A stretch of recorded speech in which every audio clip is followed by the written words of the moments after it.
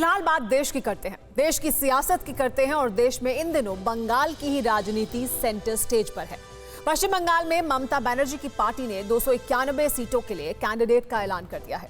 ममता बनर्जी नंदीग्राम से चुनाव लड़ेंगी। ममता बनर्जी के नंदीग्राम से मैदान में उतरने से ज्यादा चर्चा भवानीपुर सीट छोड़ने की है, जिस भवानीपुर से ममता बनर्जी की राजनीति का आगाज हुआ, जहां से वो लगातार जीतती रही। उसी भवानीपुर से दीदी क्यों दूर हो गई, जवाब इस रिपोर्ट में देखिए।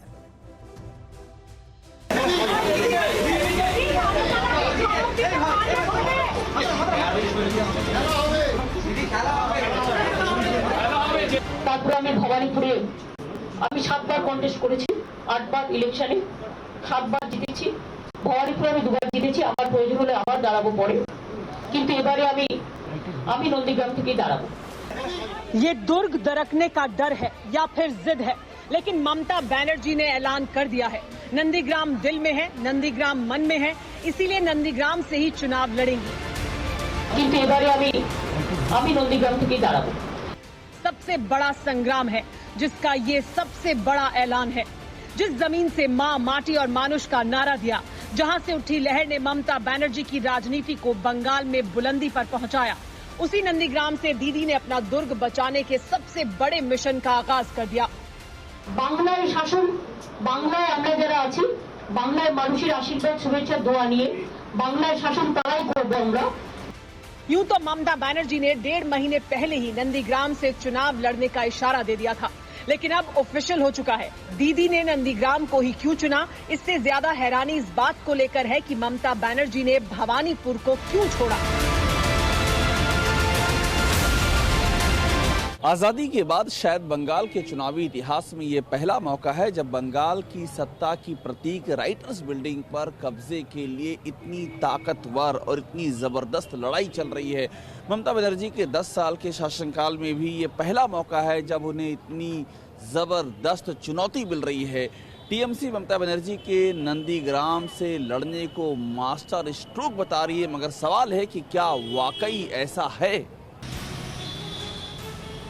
कोलकाता बंगाल की सियासत का सेंटर ही नहीं है, बल्कि तृणमूल कांग्रेस का पावर हाउस भी माना जाता है, जिसका स्विच ऑफ करना विरोधी दलों के लिए कम से कम 1 दशक के दौरान तो आसान नहीं रहा। मुख्यमंत्री ममता बनर्जी के 5 कद्दावर मंत्री इसी महानगर की विधानसभा सीटों से चुनाव लड़ते और जीतते आते रहे हैं। इन्हीं में से एक सीट साउथ कोलकाता की भवानीपुर है।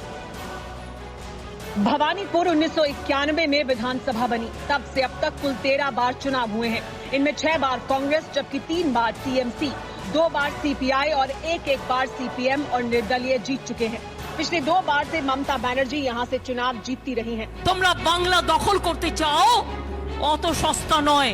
বহিরাগতদের বাংলা দখল করতে আমরা দেব না, দেব না, দেব না। भवानीपुर ममता बनर्जी का राजनीतिक गढ़ रहा है। ममता बनर्जी इसी इलाके में रहती हैं, यहीं वोट डालती हैं, लोगों से मिलती रही हैं। ऐसे में सवाल लाजमी है कि ममता बनर्जी ने भवानीपुर सीट क्यों छोड़ी। क्या इसकी वजह बीजेपी की बढ़ती साख है? टीएमसी के नेता इसे ममता बनर्जी का बड़ा सियासी दांव बता रहे हैं, लेकिन हकीकत कुछ और ही है। पिछले कुछ साल के दौरान भवानीपुर की चुनावी सियासत के आंकड़े बताते हैं कि भवानीपुर की चुनावी फिजा भी बदलने लगी है। 2011 के उपचुनाव में ममता बनर्जी ने भवानीपुर से चुनाव लड़ा। 77% से ज्यादा वोट मिले थे। 50,000 से भी ज्यादा वोटों के फासले से जीत हासिल की थी। ये वो दौर था जब मां, माटी और मानुष के नारे के सहारे ममता बनर्जी बंगाल में 3.5 दशक के लेफ्ट के किले को जमींदोज कर चुकी थी। ममता बनर्जी को शिकस्त देना विरोधियों के लिए ख्वाब देखने के समान था। इस बीच साल 2014 में केंद्र में मोदी सरकार बनी, जिसके बाद कई राज्यों में भगवा परचम लहराने लगा। बंगाल में बीजेपी हाशिए पर थी, मगर यहाँ भी मोदी मैजिक का असर दिखने लगा। 2016 में बंगाल में विधानसभा चुनाव हुए। ममता बनर्जी भवानीपुर से फिर मैदान में उतरी, लेकिन जीत का फासला घट चुका था।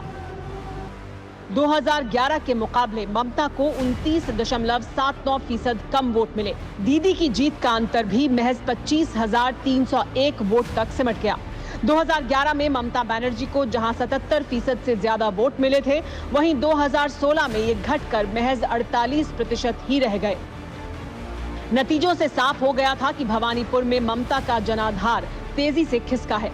लेकिन 2019 में ममता बनर्जी को भवानीपुर में कैसे सबसे बड़ा झटका लगा, इसे 2 उदाहरणों से समझा जा सकता है। पहला उदाहरण, यहाँ वार्ड नंबर 73 है, जहाँ खुद ममता बनर्जी रहती हैं। वहाँ पर 2019 के लोकसभा चुनाव में बीजेपी ममता दीदी के वार्ड में 496 वोटों से लीड ले लिया बीजेपी ने। और दूसरा उदाहरण, इस पूरे भवानीपुर में सिर्फ करीब 3200 वोटों से ही ममता बनर्जी की पार्टी को लीड मिली थी। 2019 के चुनाव का नतीजा है, तो मामला बहुत ही क्लोज होता जा रहा है। जिस भवानीपुर को ममता बनर्जी का गढ़ माना जाता रहा है, साउथ कोलकाता के उस इलाके में दीदी का दुर्ग दरकने लगा था। सवाल ये है कि इसकी वजह क्या थी? जवाब ममता बनर्जी की बात से समझा जा सकता है। বাংলার মাটি, এই মাটি সোনার বাংলাকে উপহার দিয়েছে। নতুন করে সোনার বাংলার স্বপ্ন দেখার কারোর দরকার নেই। বিজেপি দিল্লির নেতারা এসে যারা বহিরাগত, জানে না বাংলার কালচার কি, রবীন্দ্রনাথ কি, নজরুল কি, নেতাজি কি, এমনকি গান্ধীজিকেও সম্মান দেয় না। তারা কি করে দিলেন? ममता बनर्जी अपनी हर रैली में बाहरी बनाम बंगाली के मुद्दे को जोर शोर से उठाती रही हैं। ममता कहती हैं कि बंगाल में बाहरी नहीं, बंगाली ही राज करेगा। इसीलिए भवानीपुर के वोट गणित को समझिए। भवानीपुर विधानसभा क्षेत्र में करीब 90,000 बंगाली वोटर हैं। वहीं 50,000 गैर बंगाली मतदाता हैं, जिनमें 70% से ज्यादा खासकर गुजराती हैं। इसके अलावा करीब 45,000 मुस्लिम वोटर हैं। पिछले कुछ साल के दौरान बीजेपी ने इस सीट पर बंगाली और गैर बंगाली दोनों वोटरों को साधने में काफी मेहनत की है। बीजेपी अध्यक्ष जेपी नड्डा ने दिसंबर में भवानीपुर से ही चुनावी कैंपेन का आगाज किया था। उनको डर लग गया है, हारने का डर है। हारने का डर है। ऐसा हो सकता है कि यहाँ से वो हार जाए। इधर से क्या उधर भी हारेगा, इधर भी हारेगा उधर भी हारेगा। समय आ गया है, समय का विनाश उनका साथ शुरू हो गया है। डरा नहीं है, इधर दीदी जीत जाएगा। फाइट करेगा, फाइट करेगा, दीदी फाइट करेगा। दीदी फाइट करेगा। चुनौती तो लगी हुई है, लेकिन बीजेपी के कार्यकर्ता डरने वाले नहीं हैं। डरने की बात क्यों आ जाती है? क्या कुछ अटैक होते हैं क्या? रोज अटैक होते हैं, मैं खुद भी जेल जा चुका हूँ।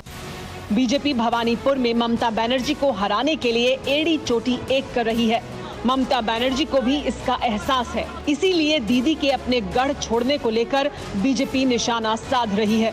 नंदीग्राम से तृणमूल का उत्थान हुआ था, लेकिन नंदीग्राम से चले आने का बाद नंदीग्राम को और कभी देखा भी नहीं। विश्वासघात किया था नंदीग्राम का जनता से।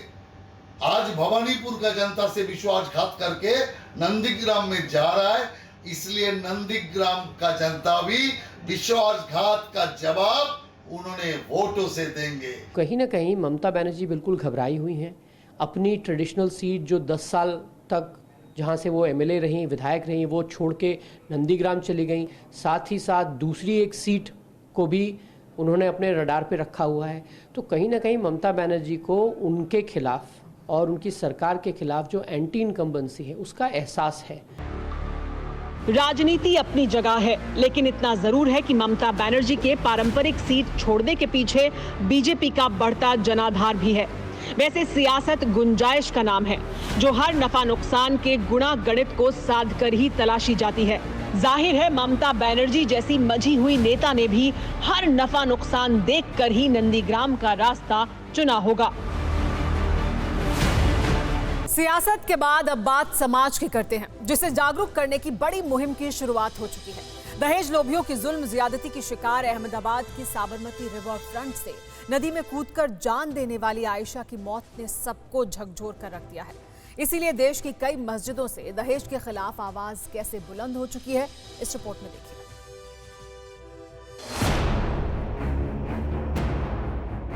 मैं आप तमाम से अपील कर रहा हूं, चाहे आप कोई भी मजहब के हो, इस जहेज की लानत को खत्म करो।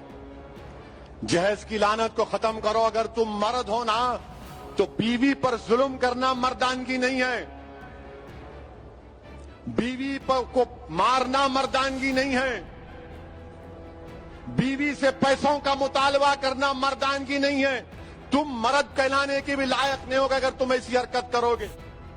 दहेज लोभी दानवों के लालच की वजह से देश की एक बेटी ने जान दे दी। लेकिन आयशा की मौत जमीर जगा चुकी है।